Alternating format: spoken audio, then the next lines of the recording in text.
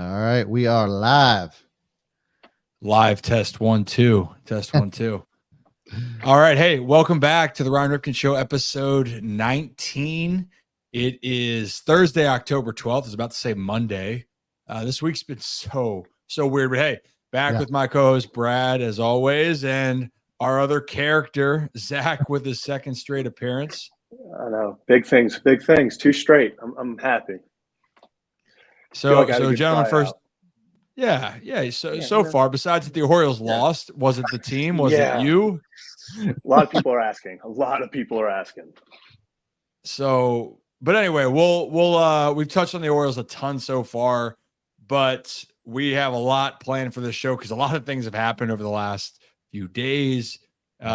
Really some spicy things, if you want to call it that. So we a new segment here. What's spicy right now and really in the sports world?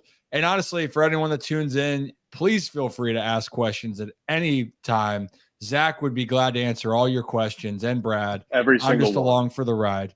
Perfect. Exactly. So we got our spicy topics that we're going to dive into. Then obviously we know there's some NFL game picks that NFL's kicking off tonight, week 6, Chiefs, Broncos. And then obviously Ravens trying to bounce back and adjust over in London. And we'll cover one or two other games, and we'll get out of here. But Brad, am I missing anything to start?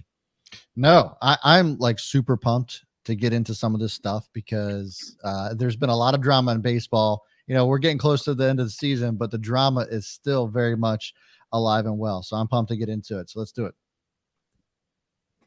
All right. Zach, you good? You ready to rumble? I'm ready. We got some fun stuff to talk about. I'm ready to roll. Oh, for sure. We got some fun stuff, but before we do that, is that Brian Roberts on your photo behind? Yes, okay. It is. That's the reason. That was like I wanted to play second base because of Brian Roberts, but I was the tall, pretty unathletic kid, so first base was the only place I was allowed. But in some alternate universe, I am Brian Roberts. That kind of player. So it never worked out, but that was the goal at one point. B-Rob, what a legend. Yeah. What a guy. Yeah. He was always good to me. Actually, one of my favorite moments before we get going with that was he had a walk-off in Baltimore in like 2005, I'd like to say. The Orioles were in first place in the division. What? Was it against the Yankees? It was against the Yankees. Yeah. I was at that game. I was in the bleachers. I was there too. Stop traffic. How are we doing? Yeah. And I was like, man, this is it. This is Orioles magic. And then they just fell apart in the playoffs, had a losing season. And we know the drill. That's how it was. But new Orioles now. But hey, let's get into the spicy topics right now because there is a lot of spiciness going on. And first off, postseason baseball continues to go on for everyone else. I know it's tough for Orioles fans. Hey, look. They'll be back. But I honestly, I'll open it up to you guys. Has there ever been a time where you call out an opponent or a fan base or a team wants another team and it turns out in your favor? I can't think of one. Can you? I don't think ever in history has it ever worked out for that team.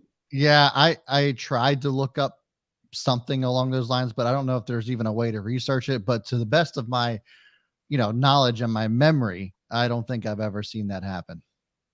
Well, either have I, and I don't know why people continue to do this. I get it. Maybe it's a confidence thing. And if you guys don't know what we're talking about, after the Minnesota Twins took care of the Toronto Blue Jays and they were then going to face the Houston Astros, their fan base out publicly made it pretty clear who they wanted to play. We want Houston! We want Houston!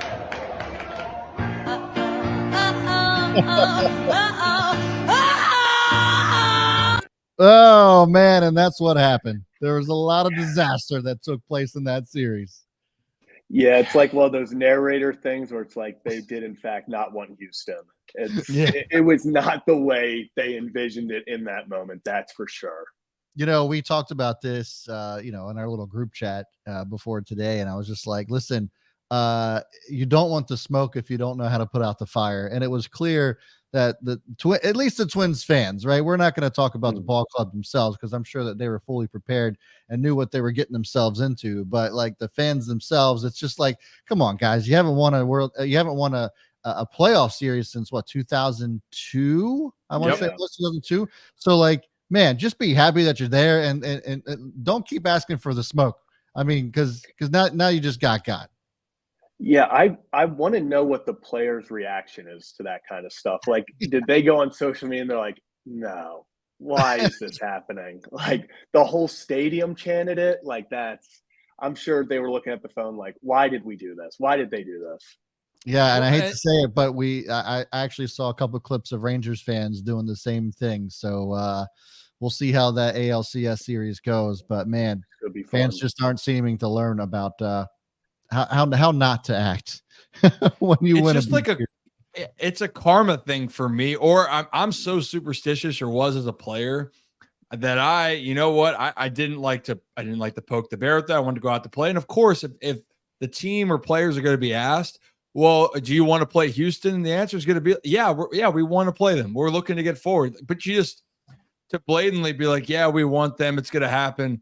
Hell no, it's not that easy. The Houston Astros, in case you haven't noticed, have gone to the ALCS for the 7th straight time. Actually, that video of Justin Verlander popping bottles and dropping F-bombs, electric. We need more of the unfiltered. Great job by Fox to just let it go, even though I know it was a mistake.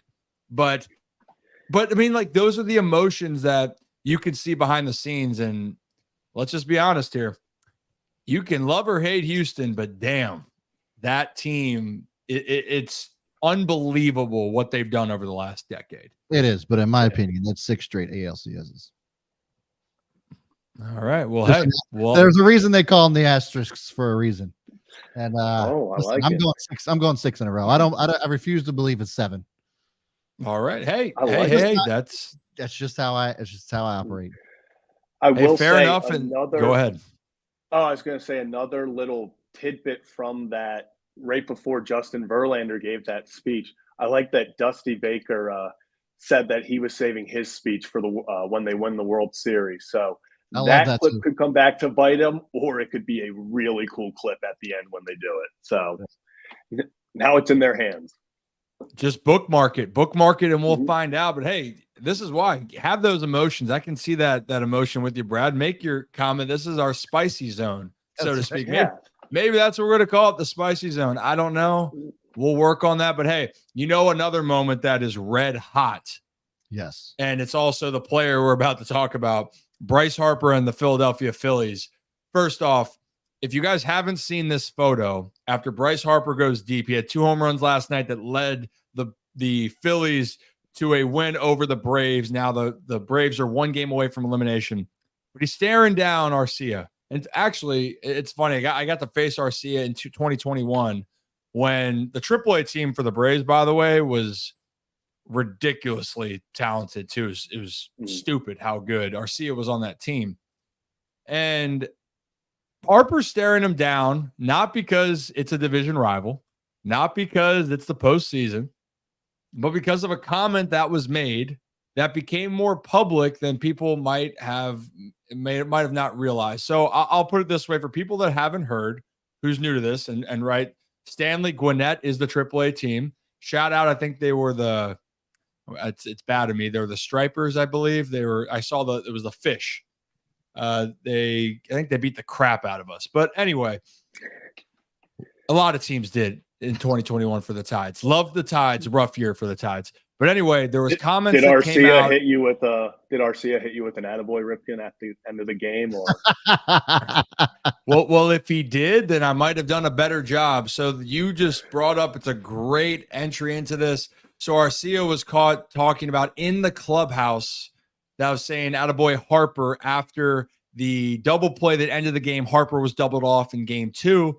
And that, guys, Brad, this just has started a whirlwind, effect, polarizing around the sports world, especially in the baseball world. Yeah, and there's a lot of division amongst players and fans about this whole situation. And the reason is because, Arcia wasn't on the record saying this, right? He was in the locker room, said something out loud. No, none of the reporters were specifically talking to him or interviewing him when he said it. And so now there's certain players that have taken issue with this. and certain players that think it's fantastic. So let's just start with those who are against. And actually, I want to start with Arcia's comments in the first place. So here's what Arcia had to say after the game, after the Bryce Harper stare down. You know, when you win the clubhouse, I was just under the impression that you could say whatever you wanted. So, you know, I guess it's just something that was reported, you know, and just that. When you said what you said, did you intend for it to get back to Harper when you said that? Cuando dijiste lo que dijiste, que si tuviste la intención que Harper lo escuche. No está supuesto escucharlo, por eso lo estamos celebrando en el clubhouse. He wasn't supposed to hear. That's why we were celebrating. That was why we were talking in the clubhouse. All right, so that was direct from Arcia, and then Kevin Gosman goes out on Twitter and talks about it as well. He says it's ridiculous it says it's ridiculous that us players have to watch out for what we say in our clubhouse, and then he follows it up with another tweet that says, some of y'all, man, I'm just saying that that you should not be allowed to quote a player that you say you heard something like this in a clubhouse when you, the reporter, are not talking to that player. And then finally, we also have Chris Bassett that came out and said pitchers love it when position players on your own team piss off the superstar hitters on the other team. And so there's still just very clear division. And before we give any of our opinions and takes on this, I just wanted to give you one more shot or one more comment from Joey Votto on the Dan Patrick Show. Take a listen. Harper's situation. So he gets doubled up the night before, and then all of a sudden hits a couple of home runs, and then stares down one of the players who kind of made fun of him a little bit in the locker room after the game. No, not kind of. And this is what I think baseball needs more of. I think we need these exchanges. First of all, Bryce is one of the more iconic players in our sport, obviously one of the better players in our sport, best players in our sport, two-time most valuable player. Orlando Arcia, if I'm not mistaken, started the All-Star game this year, so he's a successful player in his own right. But I think these exchanges between teams, between stars, between players, I think will really, and tell that story. And that way we get to have those moments. And, you know, the photo of Harper looking back at Arcia, I mean, how good is that for a baseball fan? The big moments, you could sense the anger. You know, I think, and I'm not going to mind read here, but I think the average baseball fan wants to hear the anger, the emotion, the hatred, the spite. You know, I guarantee when Arcia and Harper step away from the field and the series is done, they dap each other up, handshake each other. And come on, it's just competition. But in competition, give us that context. Attaboy, Harper, way to go. You know, he's kind of making fun of him, way to run the bases. He hears it, and then all of a sudden he's like, all right, you want to talk about me? Let me show you what I can do with this bat. Let me, you know, put a dagger in this game, sort of thing. So Phillies are up 2-1, I think, just out of spite. That was a spite win almost. What's that? So it'll be a great series. They'll play 5. I bet you they play 5. And we'll find out if they play 5 tonight. But man, guys, give your initial thoughts. I have plenty of them, but I want to hear from you. Ryan, go ahead. You're muted. Yeah, you're muted. Oh, sorry. And it knew it, picked it up. You know, I was getting a drink, didn't want to make too much noise in case. But hey, I think it's fascinating because also I've been told that a boy on the field after, you know, messing up a play, screwing up so many times I can't even tell you. And sometimes I'll turn around and I'll remember, like, okay, I got that. And if I smoke a ball next time or I do it, I'll go, well, I'll give myself a pound in the batter. I'll make a sly comment. You know, that's a part of the game. And I understand what Votto's saying, that I think fans so much nowadays that guys are friends in the other teams. As a fan growing up, you're like, no, I want you to hate that guy. I want you to despise him on and off the field. But I also think it just adds to the element of the postseason in this case. You know, so it's exciting. That photo is iconic because of the context of what just happened, right? So there it is. But now the bigger the debate with when Gosman and Bassett were talking about of what can be said in a locker room or not. You know, I've been on both sides, and there has been comments of people coming out to say this is why we don't trust media right here. is because they feel like it's not a safe space. And in the locker room, it is supposed to be a sanctuary. Now, having said that, in the postseason, the reality, people are around. A mic's around everywhere. And not everyone's going to hold this up to this value of saying, well, if I'm not interviewing you or this is a safe space, then I'm just going to let this go. It's going to be screw it. If they think it's a story, those people are going to run with it. That's the world we live in, whether you like it or not. So it's not the same ballpark you grew up with 20 years ago either, where things were even more limited. And there was some weird, well, I'll save that story time for later. But that's my initial thought. As just a player, you know that's your spot, but also realizing that your teammates are going to have your back, the staff, your organization, but anyone else that comes in there, you can't give them the benefit that they're going to look out for you. Yeah. I think my first thought is that picture needs to go next to the Mona Lisa. I think especially if the Phillies win the World Series, that is going to go down as one of the most iconic pictures in Philadelphia sports history. Just incredible.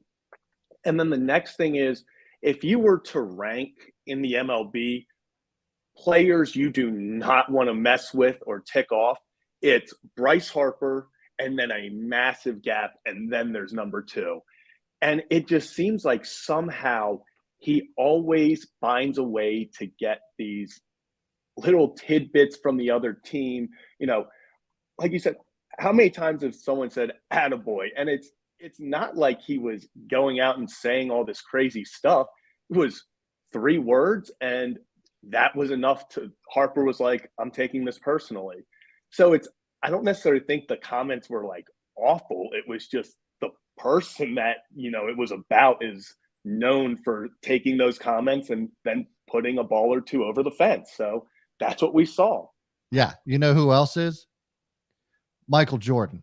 We know the Last Dance. We've all seen it, right? That meme that one moment in that series where he's like, and I took that personally. Yep. Like that was fucking Bryce Harper in that moment. Like he was just like, all right, I fucking got this. I'm just going to hit two bombs and just like stare you down because, you just had to talk shit about me because I made a mistake. Like that is just like, and I'm 100% with Joey Votto is just like, this is what's great about, the game. Like, just make it a rivalry, create that drama. I mean, and it's just awesome. And to on the other side of things of like, this is why we don't trust media.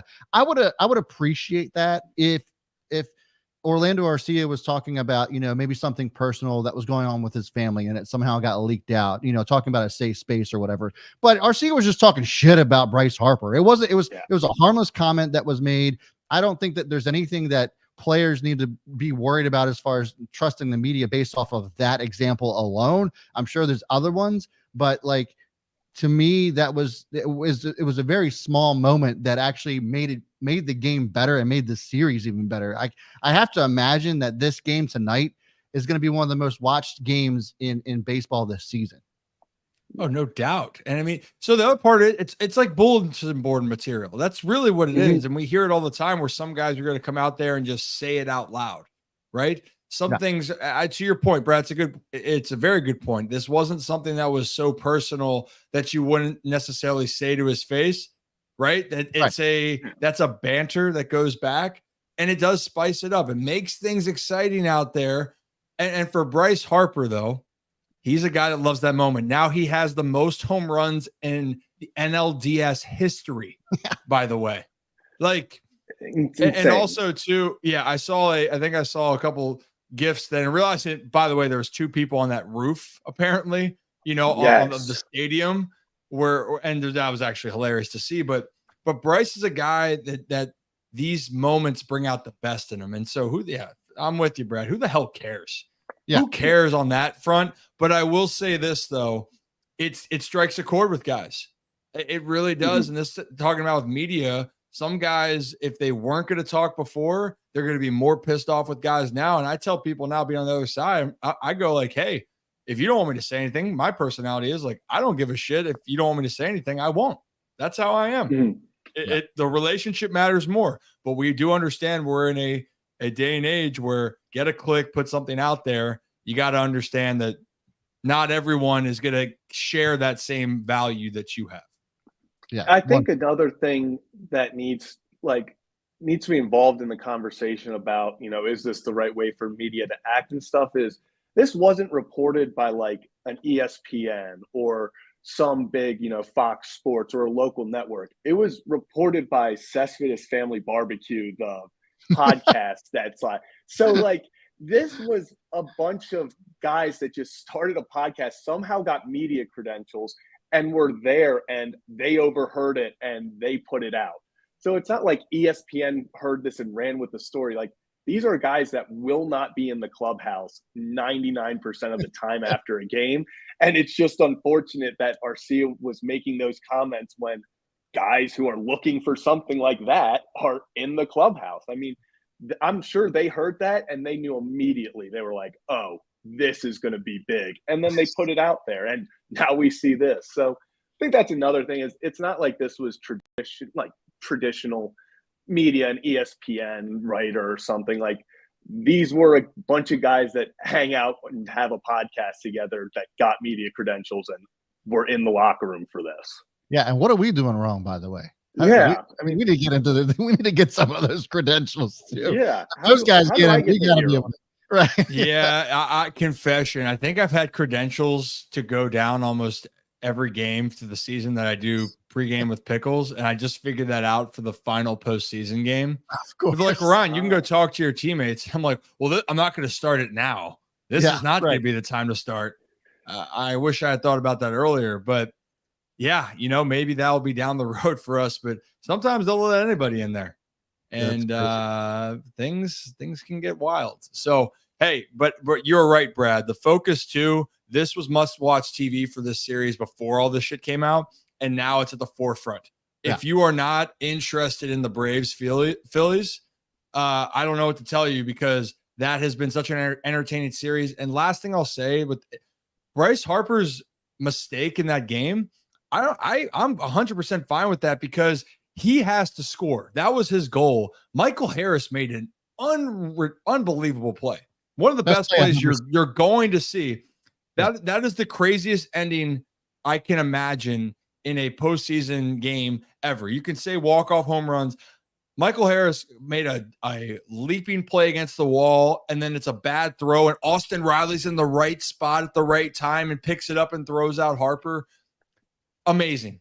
Yeah. But Harper, the thought was, if that ball drops, I have to score. And Harper was going to score and tie this game up.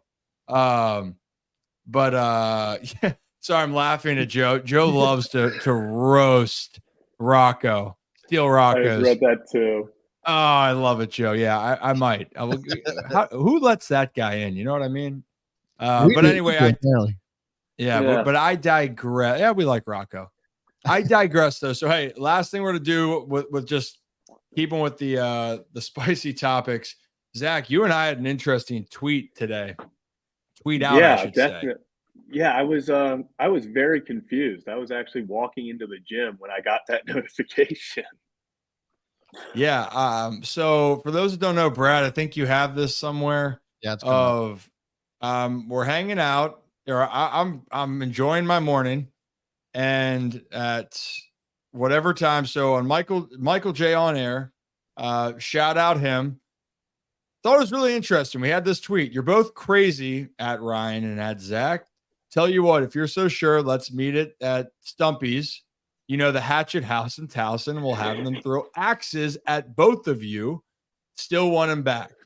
And so then I just responded, I just said, to be fair, I'm not letting anyone throw a damn axe at me. I don't care if you're the best in the world. And axe throwing and baseball throwing could not be any different on what could actually be happening. Both can do damage, but it doesn't correlate. But yeah, that was when confused. I was like, I didn't understand. Did he mean that like Fuji would miss us with the axes? And yes. Then, I was like, okay, I didn't really get his point there. I was like, I would be safe, I guess, if you're right. Like, I was just very confused by that. But I thought I was actually laughing when that happened. Oh, I laughed my ass off. I was like so confused at first. I was like, what does this even mean? And then Well, originally it was fine. He posted it and forgot to quote tweet. So I just get that notification and it just stops. There's nothing after. And I was like, what does this even want who back? I was like, what are you talking about? And then he deleted it and quote tweeted. I was like, okay, this makes a lot more sense. This guy he's a DJ on WPOC, the country music station for Baltimore. That's hey, you know what? Hey, I thought it was hilarious, but again, to Zach's point, if my life's on the line and I want someone to throw it so I don't die, is it Fuji? Yeah, your point. I have no idea what it means. It was a great talking point, but I will say this. I mean, Zach, we're on it. I mean, guy throws shed, has nasty stuff. Yeah, I would take a chance on a guy coming back. The question we'll find out for Orioles fans, is that going to be what the Orioles want? And is that what Fuji wants? Because he still wants to also consider being a starting pitcher again, which don't know if that's in the cards or that's what the Orioles want him to do. Get him in the lab this offseason. We'll see what he can do. I think some point he's going to turn it around. And we've talked about that ad nauseum. But nevertheless, let's get into the next topic that I want to talk about. And another hot topic in this postseason has been what's going on with these teams that have, have had the privilege of a bye, and then they just perform badly in the postseason. I mean, we saw it last year, and we're seeing it again this year. And this year so far, the record has been pretty bad. 4-9 is the record of the teams that had a bye. The Orioles obviously being one of them, the Dodgers being the other. 2 teams in total have been swept, those 2. And, the Dodgers just look like an absolute juggernaut coming into the playoffs. Obviously, the Orioles coming in with 101 wins. You have a lot of high expectations for both teams going deep into the playoffs, and they both get swept. And, we even look at some of the other teams that you expect to do well, and they just didn't. They fell flat. And you kind of have to wonder, you have the Rangers that came in off of tons of momentum.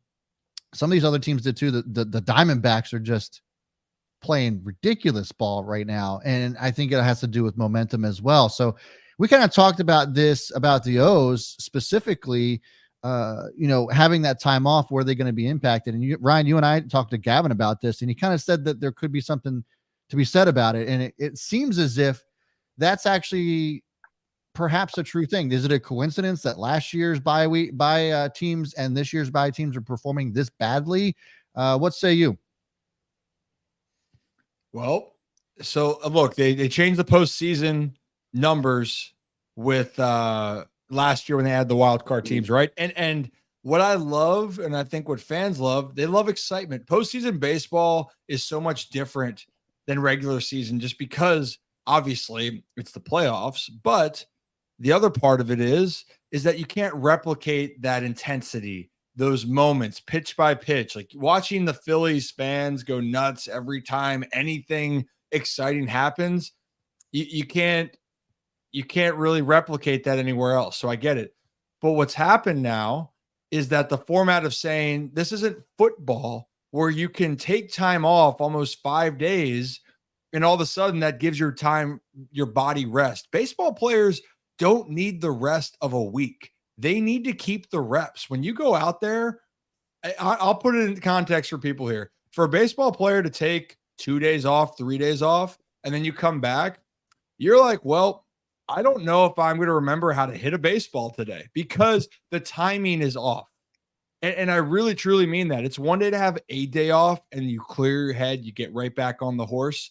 But when you go through a season 162, and the only time that you had this long of an extended break was the All-Star break, and then in the biggest moment of the season, the year, you are asking the best teams, hey, congrats, your reward is you don't have to play in this best of 3 series, not a winner go home, a best of 3, and you get to rest for 5 days without seeing any live arms and pitchings from other teams. And I don't care what they say about sim games and facing your own guys. That is not the same shit. No one, I know guys that play so well, and I sometimes was that way.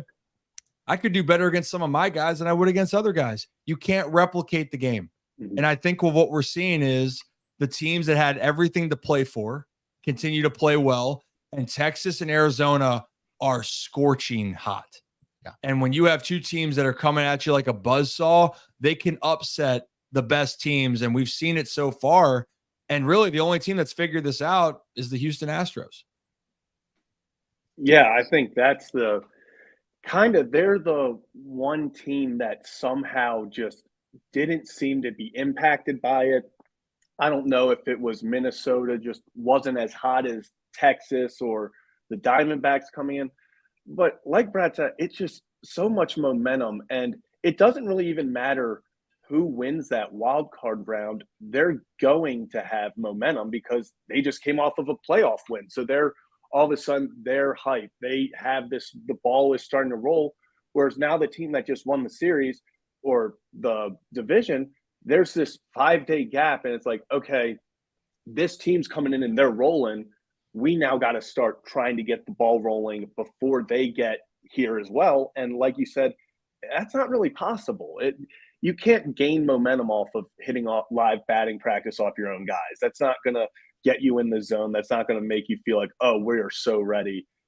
It's not the same as taking 2 games in the wild card round in front of sold out stadiums. Like, there's just a momentum aspect to it where it's going to be interesting to see if anything happens with the format. I don't think we'll see it in the next year or two. They're going to want to see if this continues, but it's definitely will be interesting to see, even if teams, it will be interesting to see what they do during the bye weeks, because like you said, they've tried these sim games and all that, and it just doesn't seem like those are helping. Yeah, for sure.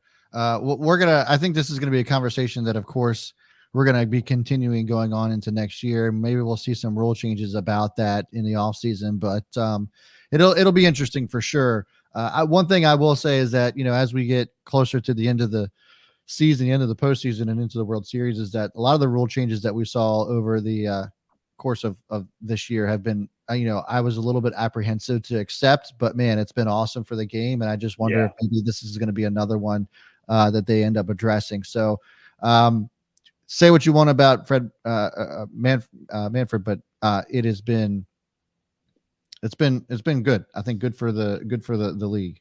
Yeah, it's been good for the sport. I mean, look, the baseball needed an upgrade. They needed to try to move forward with the times, and they did it really without changing the integrity of the game. Even in some cases, it was just to try to speed things up, the overall experience, the entertainment part, because that's what drives it. If fans at the younger generations and baseball fans already are entertained, then you're accomplishing 2 separate, goals, right? It's keep your fan bases that love the sport, and how do you attract the next wave of fans that want to play baseball, that want to be a part of it.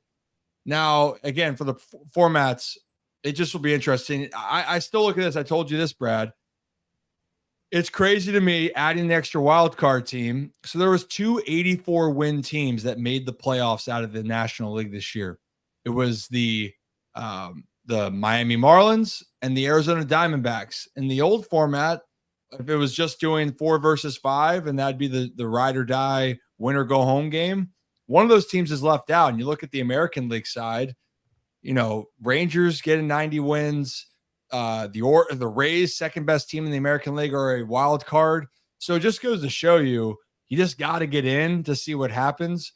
But clearly, though, I mean, that's what makes Houston even more impressive. Even with all the changes, they're just not phased.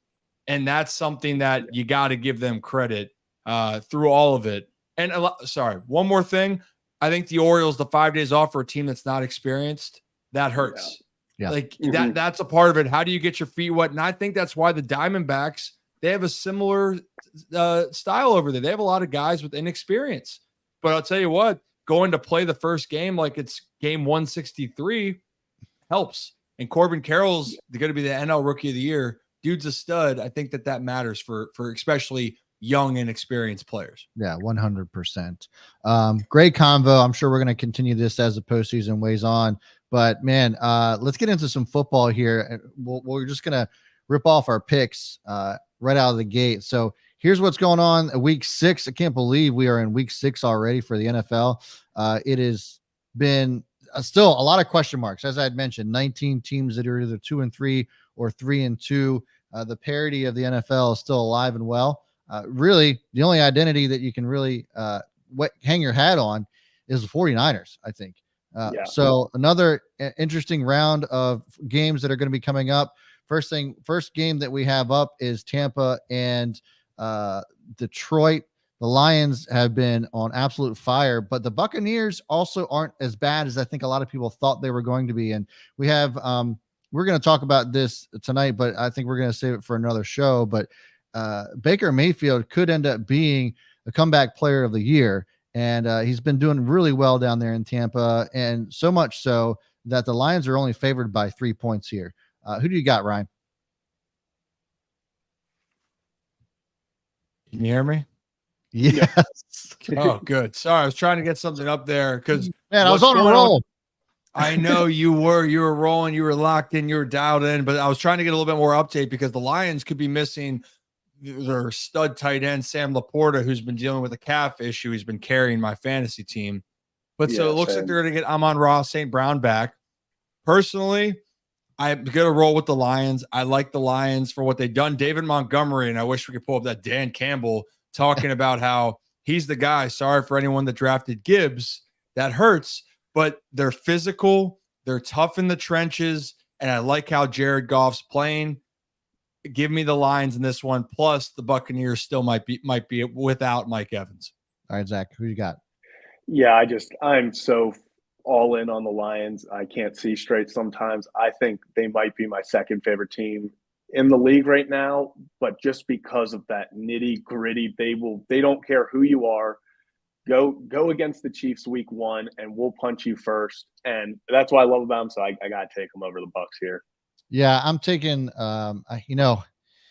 as much as I want to take the Bucs, I feel like I got to take the Lions. They are getting hot right now, and it seems as if they're firing all cylinders. Tampa Bay is coming off of a bye, so I'm sure that gives them somewhat of advantage, which is why I think that the Lions are only favored by 3. But I'm going to take the Lions in this one as well. Next up, we'll keep this one quick because we're going to address this later in the show. But you got Ravens, Titans. Titans just now are getting into London. The Ravens have been there a few days earlier. I believe it was Monday. They ended up flying over there. So, this is going to be an interesting game. And we saw what the Bills, how this impacted the Bills as far as adjusting to the time difference. Ravens are favored by 4 points. I'm going to take the Ravens here just because of that reason alone. And we're going to get into that in more detail, but I want to be brief about this. I'm taking Ravens here -4. Yeah, I'm also going to go Ravens. We'll get more into it, but yeah, I think the Ravens are going to take this one, especially after a tough loss to Pittsburgh. Yeah, I agree with that. The only thing that does scare me with the Titans, Vrabel, this rivalry, I think it's going to be an interesting game. It always is with these two teams, but especially how the Ravens lost last week. We'll dive into it more, but I think they get the job done. Second time around, also going to London too. Yeah, and speaking of, as we were just talking about the Bills and Giants face each other as well. The Bills are favored by 14.5 points. This is after the Bills coming off of that tough loss in London. I'd actually had the Bills losing that game against the Jags for that reason. But man, I think this is a big bounce back game. What a great way to kind of have a bounce back against a Giants team that has just been absolutely atrocious. Zach, I'll let you take this one first. Who you got? I just feel so bad that the Giants had to get scheduled to be the Bills. Like, we got to get back on track game because I think this could get very ugly very fast. And if you're a Giants fan, after I say this, they'll probably win, but you might as well not even watch. It could get very ugly very fast. And the Giants are just dealing with so many injuries. That's the other thing, is they're missing so many players. And I just think it just is a perfect storm for Buffalo, and their 14 might even be low for how determined Buffalo is going to come into this game. Yeah, over under is 44.5 points. Ryan? Well, a couple things. I think what I'm the most upset, if I'm a football fan, is that the Giants are in prime time again. Yeah. And so that means we have to watch that Sunday night game. And I want the Giants to do well. I like Brian Daboll. I feel bad for Daniel Jones, but it's the Bills had a letdown, and you got to go play Josh Allen and this pissed off Bills defense. Yeah, I don't think this is going to be close. I think Bills roll to an easy one. Yeah, you guys have said it all. I'm not going to add any more to that. It's going to be the Bills all the way. Next up, we got a division game against the Rams Cardinals.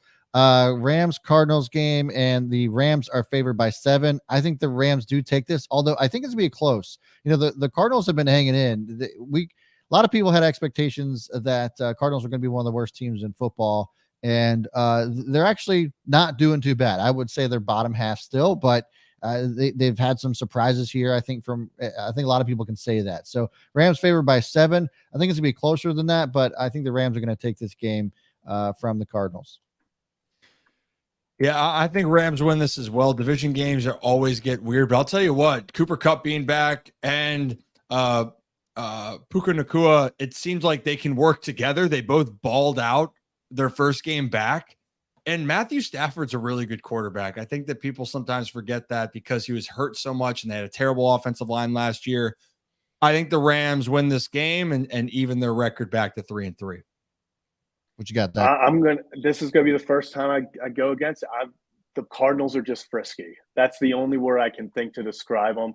And I think, it's just one of those games where it's a division rivalry. It like you said, Brad, it's going to be close. And I think this is one of those that the Cardinals just kind of squeak out a super ugly one by 3 points. And everyone's like, what just happened?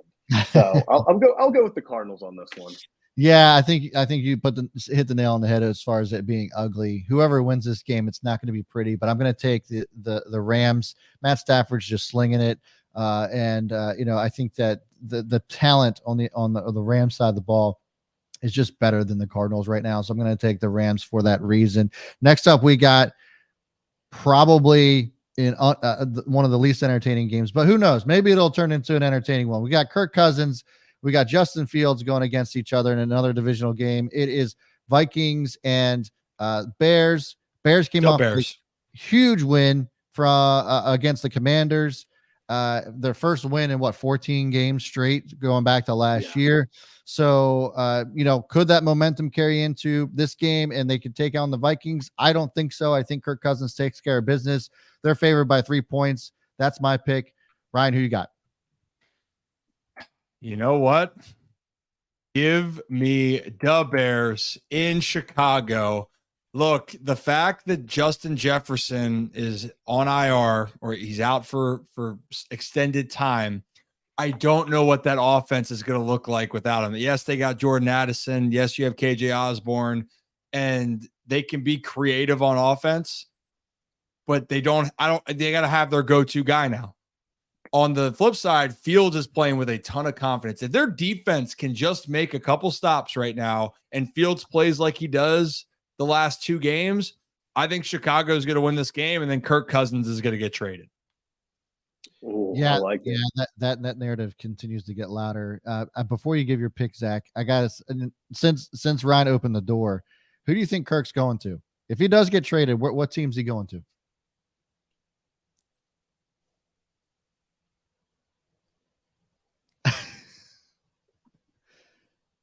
Does it rhyme with the Mets? They're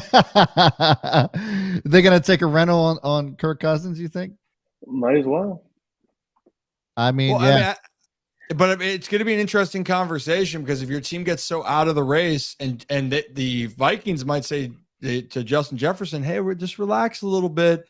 It's a lost season. And we'll sign him back. I do love Captain Kirk, though. I want to see him in a good situation, but unfortunately right now, doesn't look too good. But Zach, who you got? Vikings, Bears. Are you on the Chicago hype with me right now? Yeah, I am. I am. I just do not trust the Vikings offense without Justin Jefferson. And it's not that I think the Bears are going to go win this game. I think it's going to be who doesn't lose this game. I mean, like we said, it's definitely not the most anticipated game on the menu this weekend. So we'll see. But I think the Bears are hot. That was such a massive game for their confidence. You have DJ Moore just going off. Finally had his big Bears moment, and I think now is when he takes that next step. He keeps it going. I don't think he'll have 200 plus yards again, but I think he puts up a solid day. For sure. All right. So next one, it's a week of division games. So we have Colts Jaguars. Now they've already faced each other this season. Jaguars took that game from the Colts. This time around, the Jags are favored yet again. They are favored by I just had it by 4.5 points. Jaguars obviously coming off a win against the Bills in London. I think Gardner Minshew just is. I think he's good. I don't know if he's going to be good enough. I think the Jaguars should take this one, and I think it should be pretty easy for them to take it, but we'll see. It's a division game, obviously, but I think the Jags should take this one. Who you got, Zach? Yeah, I'm with you. I'm on the Jags as well. I think they're starting to put it together. I think it's also a lot easier. They spent 2 weeks in London. That kind of your body isn't it's not as weird coming back after 2 weeks, I think, because your body adjusted and then it has time to adjust again instead of a weird, you're in, you're out, your body doesn't know what just happened. I don't think that affects. I think the Jaguars, like you said, handled business Sunday. Yeah, I think the Jags win. And also, Indianapolis has always struggled going down to play there, even when they were not very good. So I think the Jags, this is a game you can't lose if you're the Jags here. A divisional game. This is for you to really try to, start to create ground, so to speak. I think Trevor Lawrence, you got the better quarterback. You got the skill guys around you. Jacksonville should be able to take care of the Colts on this one. Yeah. Next up, we got Bengals Seahawks. Now, Bengals coming off of their best win of the season. Really kind of look like Jamar Chase and Joe Burrow were the same duo that we've seen last year and the year prior. They're back to their old form, but are they? And I guess we'll see this week. The Seahawks are the underdogs by 2.5. So Bengals are favored here. I'm taking the Seahawks. The Seahawks defense has actually shown up. I think they're doing extremely well. And actually, does anybody know if we're going to see Geno out there this week? Yep. Okay. Yep, he'll be out there. Geno's playing, so I'm going to take Seahawks on this one. I still just don't trust the Bengals. Who cares if they had a great win last week? I don't think that they're back just yet. They're going to have to prove it to me this week, so I'm going to take Seahawks. Yeah, I'm it's a little bit of both. I have a feeling the Bengals could just win this game and it's going to irritate me as a Ravens fan, but I am going to take Seattle with this, just coming off of the bye, and the Seahawks, hopefully they're feeling a little bit better. Geno's feeling healthier. Their defense is picking up the pieces. They also just have more weapons on offense. T. Higgins is going to be, it seems like, a game time decision. Let's see the Bengals do it twice in a row. I think Seattle's a sneaky, really good team. Give me Seattle. Yeah, I'm with you guys too. Also, Bengals had one good week. It's always tough to go West Coast and play in Seattle. I mean, that stadium is always rocking no matter how good the Seahawks are. They have incredible weapons on offense. They got Bobby Wagner back in that, running that defense again, and it's made a massive difference this year. I think overall, yes, part of this is probably as a Ravens lens, but I do have Seahawks. Yeah. Next one is Jets Eagles. And I thought that this Jets Eagles game was going to be, I thought the spread was going to be that of like Bills Giants. It's not. It's actually less than half that. Eagles are favored by 7. And I think that's kind of laughable from Vegas. We'll see. But the Jets look, we saw what they did against the Chiefs. I think the Eagles are actually a better team than the Chiefs are right now. And I think that I'm not going to spend any more time on this. I just think Eagles are going to take it easily. Don't have to really say much else other than the fact that they're playing the Jets, and the Jets just aren't a good team. Yeah. I will say this. Jets are playing at home. They seem to give a better shot at home. And if they're going to win this game, it's going to have to be an absolute slugfest, because they are not going to. If they win, I'd love to say Zach Wilson's going to play really well. They're going to have to run the football, and that's something Philly is so good at stopping. Their D-line is unbelievable. So for that reason, The Jets would have to win ugly. I don't see them winning ugly. I think the Eagles take care of it and move to 6-0. Yeah, I'll keep it quick. Eagles are going to win this one. And they're better at every single position. Like, I don't think there's a single one you could really even argue that Jet maybe corner, but even that's up in the air. So I got to take the Eagles. Yeah, easy call. Falcons, Commanders. Falcons are favored by 2.5. Commanders coming off that loss against the Bears. This is going to be a good game, I think. These are both up and coming teams. They're in the middle of their rebuild. Sam Howell looks great. Bijan Robinson is an absolute monster. So this is a tough one for me. I think the Commanders do come back. I love Sam Howell. I love the things that he's doing. If he can keep the turnovers at bay, I think the Commanders can win this one because of their run defense. I think their run defense, while they're going to have a big challenge containing Bijan Robinson, if they can even to a certain extent, just enough to allow Sam Howell to do his thing, I think the Commanders can take this one. So I'm taking the dogs on this one. Okay, so I do have to go with Atlanta, but solely because Desmond Ridder has never lost a home game I think it's NFL, college, or high school. So whoa, someone brought this to my attention before last week's game. I was like, that stat's not real. And then after they won, I saw a media outlet post Desmond Ridder stays undefeated at home since it was like senior year of high school, junior year of high school. And so if the Falcons are at home, I think I got to take them at this point. By those stats and facts, you would say we'd have to take the Falcons, but I'm taking the Commanders here. I think that streak ends this week. Look, I still think the Commanders, they've been up and down. There's no secret to that. The Falcons have more of an identity of who they are compared to what the Commanders are. But the reason why I'm taking the Commanders too, I truly believe as an athlete, as a player, when you get embarrassed, and the Commanders were embarrassed on Thursday at home against the Bears, a winless team at the time, that defense was supposed to be pretty solid. They've looked terrible. I think that they bounce back and they shock Atlanta this week in Atlanta. Yeah. Next one is Raiders and Patriots. This is one that this is another tough pick. I think Raiders are favored by 2.5. Now, last week, Thursday Night Football, we saw the Raiders win another ugly game. I believe Zach actually said it was going to be ugly, and sure enough, it was. All they do.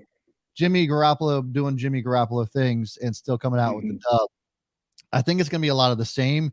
And the reason that I think that I'm calling the Raiders on this one, the reason I think that is just because they just have more talent over there. Devontae Adams, Jimmy Garoppolo is just a better quarterback than Mac Jones. Their defense, Max Crosby on the defensive side of the ball. Now you obviously have, some playmakers on the defense of the Patriots, but I just don't think that talent wise and on paper that they can match up to the Raiders. So I'm taking Vegas over the Pats. Pats just aren't a good football team right now, and they have to prove it to me otherwise. Yeah, I mean, I got burned by the Pats last week too. I thought, man, they're going to bounce back. They played terrible against Dallas. That bounce back mojo, I lived with that motto, and boy, was I wrong. Yeah. I was mistaken. And talk about being demoralized. The only thing that the Patriots could have going in this game is the fact that Bill Belichick always seems to play better against his former coaches, right? So there could be that, but I don't trust what the Patriots are doing on offense. And I can't believe I'm still going to say this. I'm still going to take the Patriots, and I hate it. I hate myself.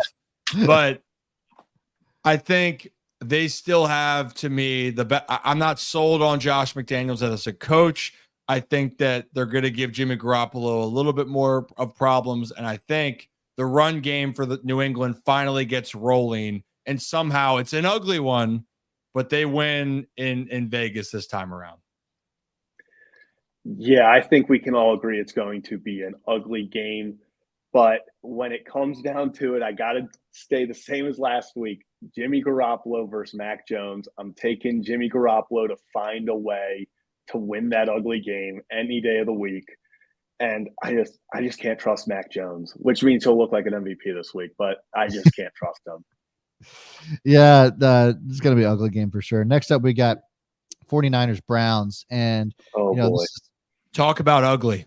Talk about what's going to be ugly if Deshaun Watson isn't playing, Brad. Yeah, and he's supposedly at risk of not doing so. I think he's listed as doubtful, if I'm not mistaken, for this game. The 49ers are favored by 9.5 points. Here's what I will say. The Cleveland Browns, obviously the Ravens hung 28 points on them. But even with the 28 points that the Ravens put up on the Browns, they're only allowing 15 points a game. They had the bye week last week, so we'll see what happens. But I think this actually could be a low-scoring game. Total points for this game is I just lost my spot. Total points is 35.5. I'm going to take the under. Still going to take the 49ers, but I do think it's going to be a low-scoring game. I think it could be closer than some might realize. I think 9.5-point favorites is a bit high. Yeah, so actually I just checked. Josina Anderson did tweet about an hour ago Deshaun won't play. So they're going with PJ Walker. They're not even going with the rookie. I just can't. I think the 49ers that team is just too good. That team is so good just in every aspect of the game of football. So I'll take the 49ers. Yeah, we'll keep this short and sweet. 49ers. And I think it's going to be such a dominant performance from them again. Brock Purdy proves that he should be in the MVP conversation. And best of luck to PJ Walker. I hope the best, but goodness, that 49ers defense is something. It's insane. I was just giving the Browns defense the benefit of the doubt. At least they can make it a game. Texans Saints. This is going to be another not fun game to watch, I don't think, but we'll see. The Saints are favored by 1.5. I will say that CJ Stroud, out of all this entire, game matchup, whatever you want to call it, is going to be the fun part of this to watch. I'm taking Texans on this. It looks like it's a 50-50 game, but I'm going to take Texans just because of the way that CJ Stroud's been playing. And let's not forget, everybody kind of like overlooks the Texans defense, but they're a good club over there. So I'm taking Texans over Saints here. CJ Stroud does it again. I would love to see that with the Texans. I'd love to see him continue to play well. My only concern is this Saints team now going to get a little bit of a boost with Alvin Kamara back? He seems to be a guy who's a playmaker. So I'm going to take the Saints here on the road. I don't feel good about it. I think Stroud plays well, but I think that this is going to be a game where the Saints, just the matchups for them might be better. The Saints stop the run well. They're very solid against the pass. I think overall, arguably, this is the toughest defense that Stroud's going to have to face so far, or one of them. So I'm going to give me the Saints with Alvin Kamara being the difference. I'm going to go Texans here, and it's only because I think CJ Stroud finally is starting to break the trend of Ohio State quarterbacks that just are not successful in the NFL. And every week that I see a new interview or something with him, I like him even more. So DeMeco Ryans head coach, I think it's going to be a good game. And I like the Texans to pull this one out. I don't know. I just have that feeling. They got a little swagger to them. Yeah, I agree. So last game, and it should be an easy one. Panthers, Dolphins. Dolphins are favored by 13.5. The Dolphins cover this one easily, in my opinion. Nothing else needs to be said. Dolphins is going to just destroy the worst team in football right now. Yeah, I just hope that Jalen Waddle. I'm just rooting for Jalen Waddle and Tua at this point for fantasy points. I don't think this game is. I think that's about all you can get out of this game. Maybe an Adam Thielen touchdown to help the team out as well. But besides that, this is going to get ugly fast. Yes, it is going to get ugly. No doubt about it. Dolphins are going to roll. Things just aren't there. And Bryce Young, I think he has a chance to be really good. But right now, things aren't coming together. So, that will be that. Before, we never really talked about it, though, guys. Who we got tonight, Broncos Chiefs. Is that a consensus? Yes, it's the Chiefs. Yeah. I think we're all on the same page on that one. And if you guys would make for great content if the Chiefs happen to lose, though. Yeah, and Taylor Swift's in the building, losing with her in the building. Oh yeah. Well, I need to know, did Russell Wilson do high knees on the way down there, or what was, because that's a big, if he was doing high knees on the back of the plane, I might lean Denver, but if not, I think it's Chiefs outright. Well, I want to talk about this real quickly because this was brought up earlier while we're doing our game picks, but so there's a lot of buzz right now around the Broncos just trading people, letting go Randy Gregory, then the talks about Frank Clark, and then now teams are calling about Jerry Jeudy, and this was just props. Steve Smith Sr. Was on there saying that Jerry Jeudy is an average wide receiver who the Broncos will move on from, and if teams call me, I will say not to trade for him because he is mentally unable to handle criticism. Whoa. So, and we know Steve's tough on guys. He means what he says and he says what he means. Judy's been criticized a lot for many reasons. A lot of the reality is he's been hurt a lot. But there is something to be said about, can you last longer in the league? So I don't know, just initial thoughts on that. If you were a fan, would you guys want to have Jerry Jeudy come into, well, we're Baltimore fans, but I've seen the Colts are interested. You're the Colts. Is that a good fit there for him? I'm going to say no. I agree with Steve Smith Sr. Look, Stephen A. Smith makes a lot of takes just to get clicks, I feel like, just to stir up whatever. But Steve Smith Sr., he has takes, and most of the time he's right. Like like you said, he says what he means, but he calls it out and calls a spade. I think that, Jerry Jeudy, what has he done to prove that he isn't a mediocre wide receiver? And obviously now it weighs a lot on who's actually throwing the ball to him, but there's a lot that's on him too. And as far as the blame's concerned on performance on that offense, I think that Steve Smith Sr. hit the nail on the head, and sometimes the truth hurts. And I think that's the situation that we're looking at here on that Jerry Jeudy situation. I just don't know who I would give up, or why I would want to seek a guy like Jerry Jeudy with enthusiasm at this point. Well, hey, I actually want to show the video here because apparently Jerry Jeudy heard the noise that was going on with James Palmer here, and this is the video here. I'm going to show it real quick, and we're going to move on. Share the screen. Ryan's learning how to do this. Whammy. All right, so we're going to pull this up, and we'll take a look and a listen.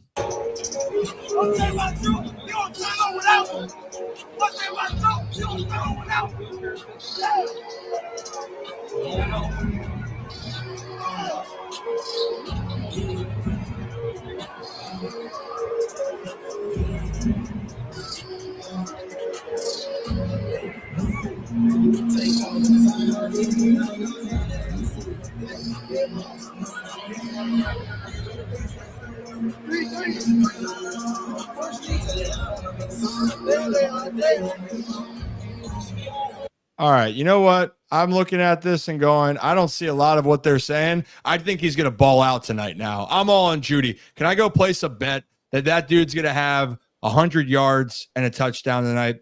I'm in on it. If you want to lose, I was just thinking that. I was actually just thinking that too when he started screaming. I was like, "Oh crap!" I was like, "Is he about to try to put on for something?" No, he's pissed. We just talked about though calling out guys earlier about with Bryce Harper, spicy takes. I know. To your point, Brad, Steve's usually right on with as far as he has an understanding of guys. But Jeudy is one of the best route runners when he's healthy. The problem is he hasn't been healthy. What was Darius saying, Brad? Job security is ball security is job security. Sorry. Ball security is job security, and I guess the other one is that that he said was the best ability is availability. And for Jeudy, whatever it's going to be, to see what he's fully made of, he's got to stay on the field for a full season. So we'll find out there. But hey, I think we covered our game picks. We'll get into the Monday night game for the Chargers and Cowboys on Monday. Cool. And so for now, because a lot of people are interested in the Ravens Titans, I think we have a few people that root for the Ravens besides the three people that are on here. But so besides the fact that the game's about to take place, the Ravens are going to go to London.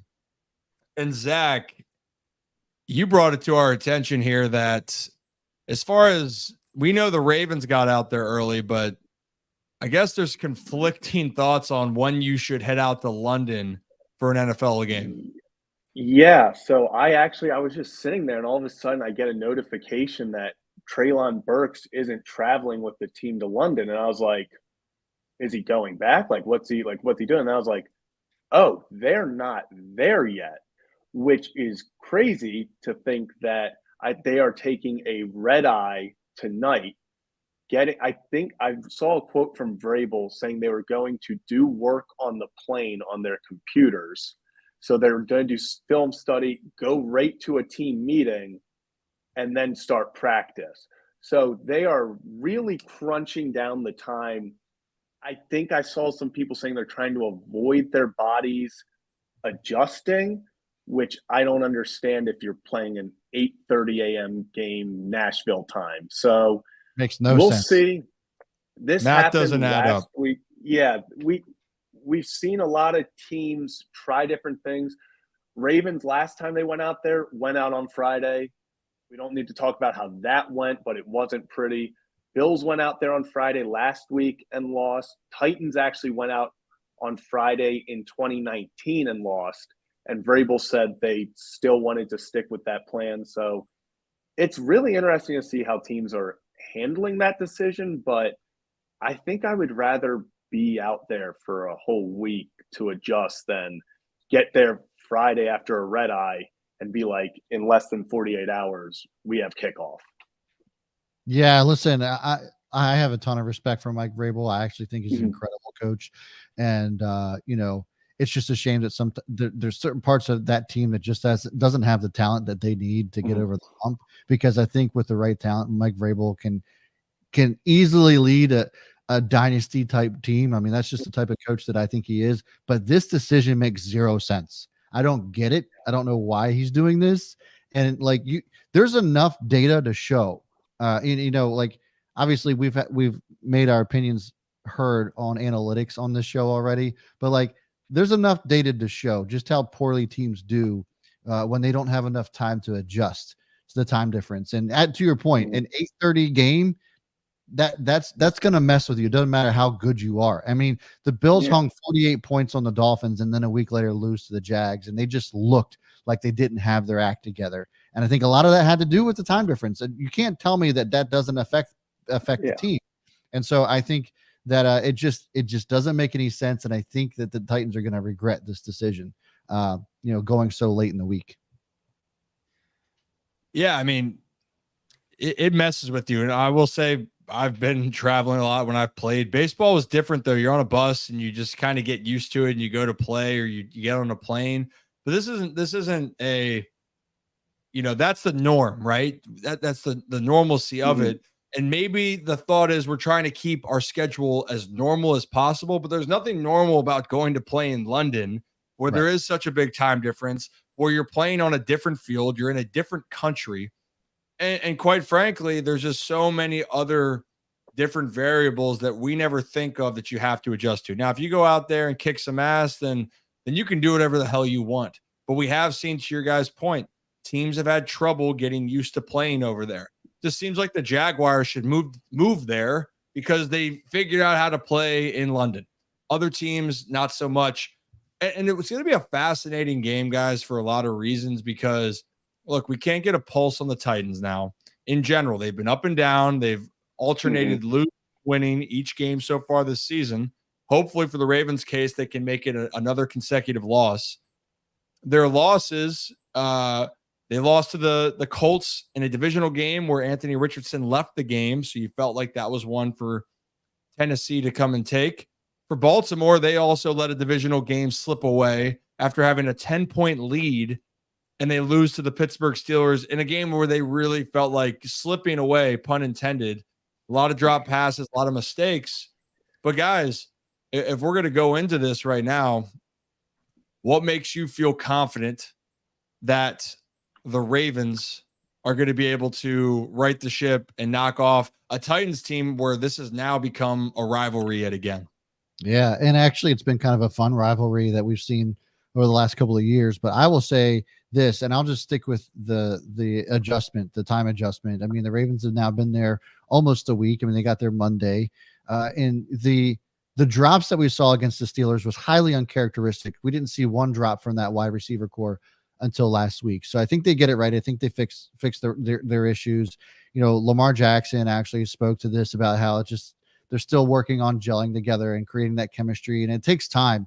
And we've talked to other wide receivers, and Darius Jennings, our friend Darius Ryan has spoken to this as well. It's like that week 5 to 6 is really kind of when you start to see what the teams are made of. And so while there's still a lot of variables here, especially with the London game, I think that we could see what the Ravens are really made of this week, because almost everybody's healthy. I think the wide receivers, that whole core gets their shit together. And I think that that we should see a pretty solid performance from them. If nothing else, they've been more consistent than the Titans, and I think that's why they take this game. Yeah, I think it comes down to the Ravens defense. Honestly, I think the offense is going to do what the offense did prior to last week. I think, like you said, they're going to fix the drops. I don't see them having 8 drops again. If they do, you got to make some changes somewhere. Let's hope we don't even have to discuss that. A wide receivers coach is done. Yeah, that's a tough scene for the wide receivers coach. But the Ravens have, I think it's the second most sacks in the NFL.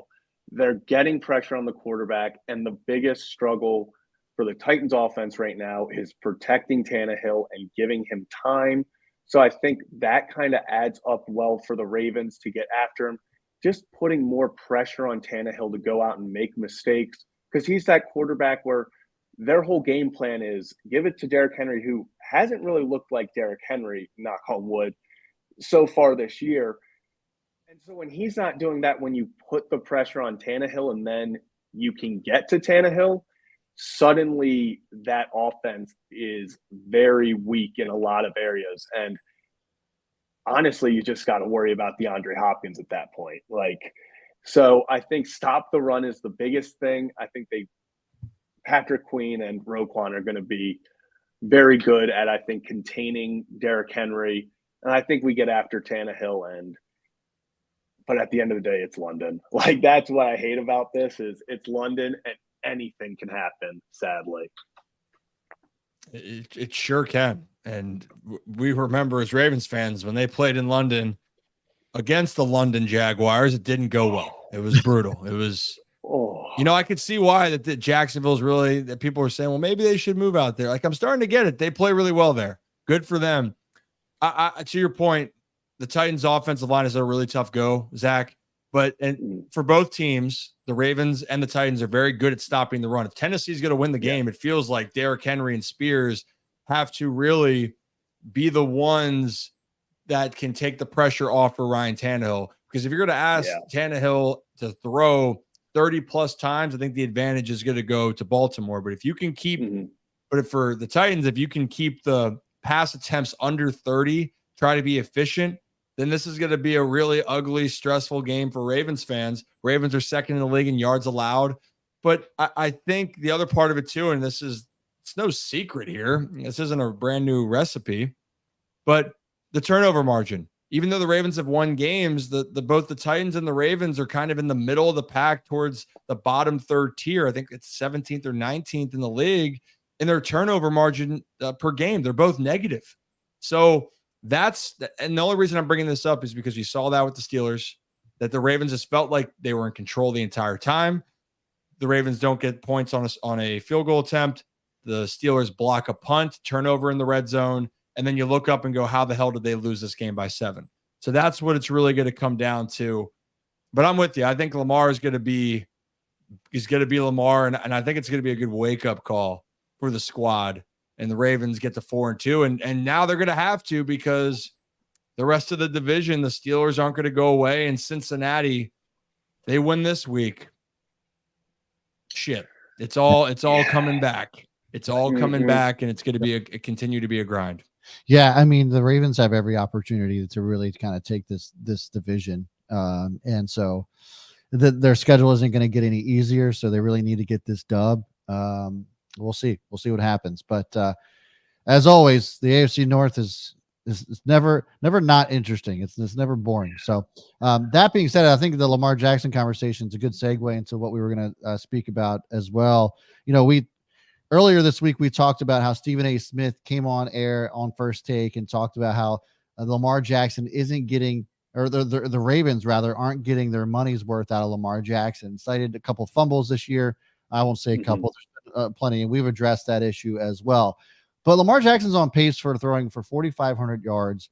And Chris Canty came on First Take with no Stephen A. Smith today and had a few comments. And I wanted to kind of share what he said and then also some rebuttals from Dan Orlovsky and company. So take a listen to this real quick from Chris Canty, who, by the way, was a former Raven too. So it's kind of interesting. What's going on here? Yeah. So here it is.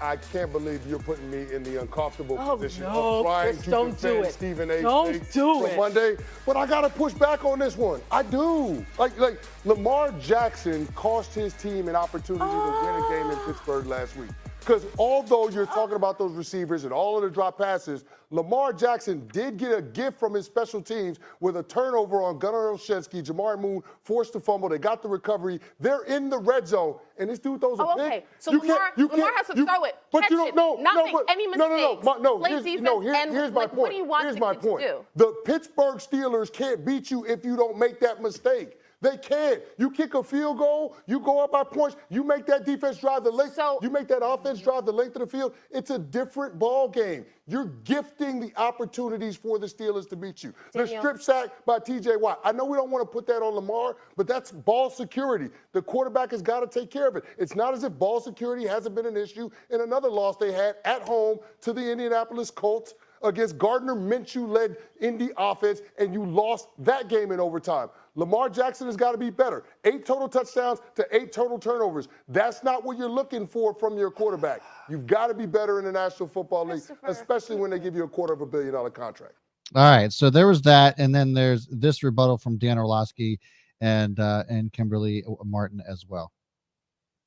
Dan Orlovsky is the quarterback apologist. All right, so Lamar's on track for 4,500 yards and 36 touchdowns. I'm not doing enough. I'm doing it 2 games missed by OBJ, 2 games missed by Rashad Bateman. Mark Andrews has missed time. My left tackle's missed time. I don't have any J.K. Dobbins. And we're sitting here saying they're not getting enough out of Lamar Jackson? First of all, Chris, you can't bring up the special teams and not point out that Pittsburgh also blocked a punt for points. Okay, you can't bring up the interception because it's an awful route by Odell Beckham, who I'm a massive fan of, but it's a bad route. The sack fumble, what do you want him to do? Block and throw? No, I want him to hold the ball. How can he hold the ball when he's throwing the ball? So what you're saying is he's literally in the process of throwing the football. He's literally doing this, Chris. He's doing this. What do you want me to do? So he's throwing the football. If he's actively throwing the football, then how's it a fumble? Because he got hit. Oh, okay, Why are you focusing? But here's my thing. There were so many mistakes by the wide receivers, the drops. And these were not passes where it was like, yo, how am I supposed to get that? They were in their hands and they let it go. They threw the hands off their body, and you're pointing to. I don't know how you do. You're pointing to that. To Lamar's one mistake and not the 12. No. It's two mistakes because it's 2 turnovers in the last 5 minutes of one. But those 2 turnovers, but not the collective turnovers that we have over here. Like, come on. I know you're not a former quarterback, but come on. And Kimberly Martin was on fire, by the way, too. She called Stephen A's take trash. And I'll just put this to bed. I'll just put this to bed from my perspective. Yes, and we addressed that Lamar Jackson made a couple mistakes in that game, but aside from the fumble at the last play of the game and that interception, which, by the way, Dan Orlovsky said that OBJ ran a terrible route, and I agree. And I had also made mention that I think at that point in the game, Lamar was just frustrated and just trying to force the ball in places it didn't belong. And so that's why those 2 mistakes were made. But you look at it, like, did Chris Canty actually watch this game? Because the rest of the team wasn't there. Lamar was there playing his ass off. Actually, probably had one of the best games of his career, at least throwing wise. He put the ball where it belonged, and it would be one thing if you said, "Oh well, he put throws that were catchable, but maybe not right in the breadbasket." But man, he was throwing dimes all game long, and it's unheard of for a team, even if it's a bad team, to drop 8 balls like that. So it was just, the focus is just not on Lamar in this game. It should be on the rest of the team. And this take by Chris and even Stephen A. Smith just is mind-boggling to me. Yeah, it's Dan Orlovsky and Kimberly A. Martin, shout out to you guys. That was incredible. I also love that Kimberly kept referring to him as Christopher every time he'd make just a horrendous point. That was cracking me up. And it's so great. Yeah. And the worst part about it all is Chris Canty's going in on Lamar Jackson, and then the little picture they have of him in the corner is him wearing a Ravens uniform. It's like, dude, come on. I was like, it literally has you right there in our uniform. But like you said, Lamar Jackson, if you actually watch the game, was by himself. And it's not even like, oh, he had some plays where, he could have done something. There's really nothing differently he could have done. He threw. We put up that stat if all the balls were caught and there was no yards after catch. He throws over 350 yards and at least 3 touchdowns. Yeah. So for you to say that, are we getting enough out of Lamar? Are we getting enough out of, the Odell? Are we getting enough out of other guys? We want to talk about that, then we have a conversation. But $18 million to OBJ, right? Yeah. The one guy you can't, after that game, look at and go, are we getting enough from, is Lamar Jackson. So yeah. I agree with Kimberly. Monday was probably the worst day ever to bring that up because he did everything perfectly. He's the highest rated offensive player in the NFL. Yeah. He scored 10 points. Like, that's not on him. He did everything. Yeah, it was the wrong example, right? It was the wrong example of what was happening. The reality, I think the part is because everyone does not look as the Steelers of being a contending team, but they look at the Ravens with Lamar as being a contending team. So therefore you should win those games. So there's only knock. I don't agree with anything that Canty said on that, because Lamar balled out. For everything we said, he did everything that he possibly could, and you can't control the sack fumble. If they're saying there was a bad route, yes, the turnover in the red zone isn't good, but there's a lot more that goes on to it. But I will say this, in the division, you got to beat your divisional opponents. He does a great job against Cincy. The same can't be said with Lamar starting against Pittsburgh. And again, it's not just Lamar. I think the team in general has to figure out how to take care of Pittsburgh, because they have been a thorn in the side. And even Mike Tomlin's been out saying that you just got to stay in the fight because the Ravens don't play 4 quarters. That's what he's said in the past. And unfortunately right now, you can't fault him, because a couple of the Ravens' heartbreaking losses recently, last week being one, the one at the end of last year in Baltimore, were games that Pittsburgh was behind the whole game and they found a way to pull it out. But Lamar, it was not because of Lamar's efforts. Lamar was spectacular. And if Lamar plays like he did, the Ravens are going to win a ton of games. They just have to execute a little bit more. And it starts playing the Titans. Because after this Titans game, the stretch, it ain't going to get any easier. Let me ask you this. Let me back up. If Ravens lose the game against the Titans in a similar fashion that we saw against the Colts and against the Steelers, and you have the talent that you have on this team, does the seat get hot for a guy like John Harbaugh, or does it get hot for, I don't think that, I think the Todd Monken offense is actually doing really well.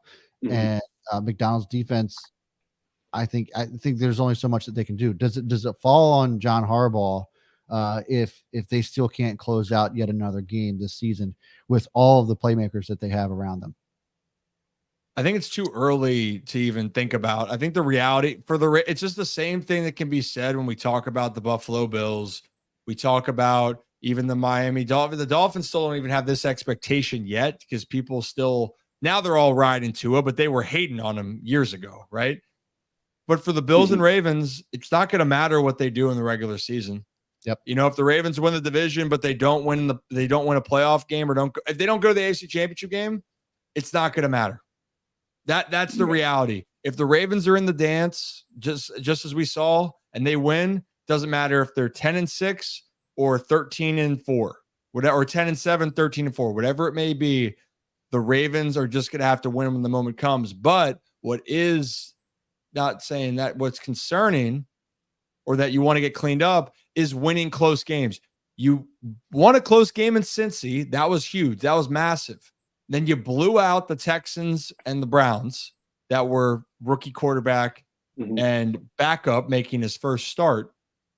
Then you lost 2 close games at home and on the road where you felt like you could win.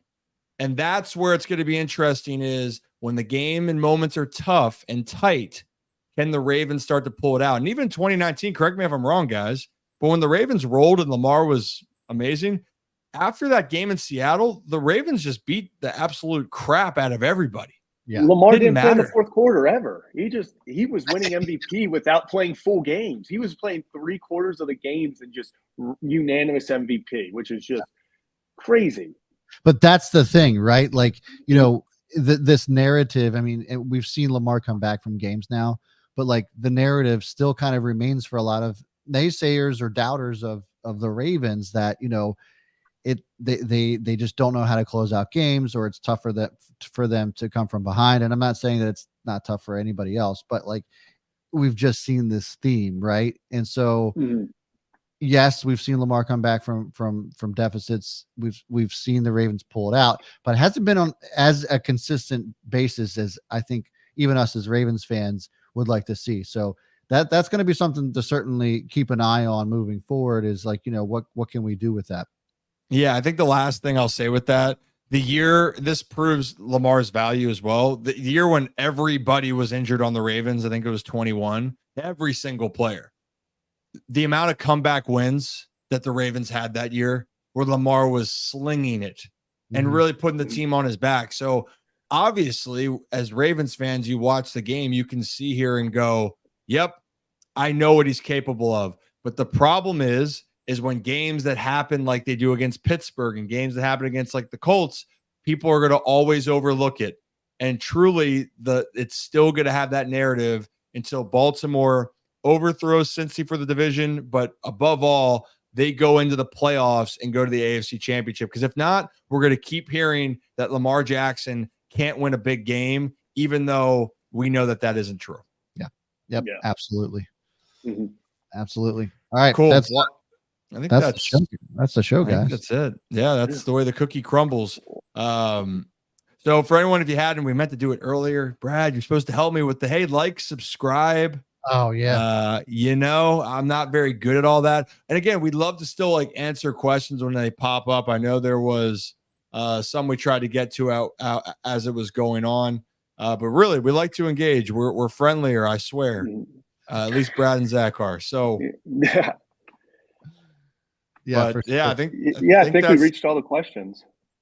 Yep. So we're good. We are set. We're good to go. Hey guys, as always, thank you. But everyone else, like and subscribe. We're gonna have more videos coming out. We have some special things planned going in for the rest of the postseason as well. So stay tuned for some guests. And I think that's it. Thanks for another episode, and we will see you on Monday for another Ryan Ripken show. See you guys. Oh, Christopher.